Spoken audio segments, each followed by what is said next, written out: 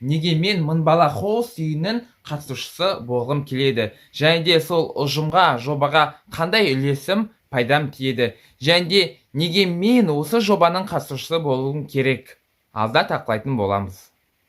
Біріншіден, мен актерлық шеберлігімді дамытқым келеді, яғни сол жобада әртүрлі вайндар, скетч сияқты видеолар түсіріп, басқа да қатысушылармен біраз контент жасайтын боламыз. Яғни мен де ақырындап дамимын, парақшамыз да аздап дамитын болады. Екіншіден, мен сценариялар жаза аламын. Яғни сценариймен әртүрлі идеяларды ойлап тауып, соны іске асыра аламыз. Яғни сол жобада мен сценарист жұмысын атқара аламын. Қызықты идеялар ойлап тауып, соны басқа да қатысушылармен жаңа қазақ тілінде контент жасауға болады.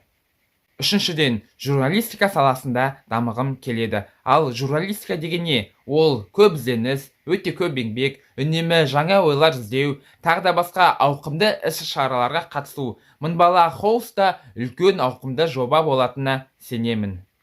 Төртіншіден, қазақ тілін дамытуға үлесімді қосқым келеді. Өкінішке орай Қазақстанда көп жастар, көп адамдар, тіпті биліктің өзі көбінесе орысша сөйлейді, қазақ тілінде сөйлей білмейді. Кейбіреулері Қазақстанда тұратын адамдардың қазақша мүлдем білмейді деуге де болады. Сол себептен де қазақ тілін дамытуға аз да болсын өзімнің үлесімді қосқым келеді. Ал енді келесі кезекте барлық қатысушыларға жобаға сәттілік тілеймін, бәлкім кездесіп қалармыз.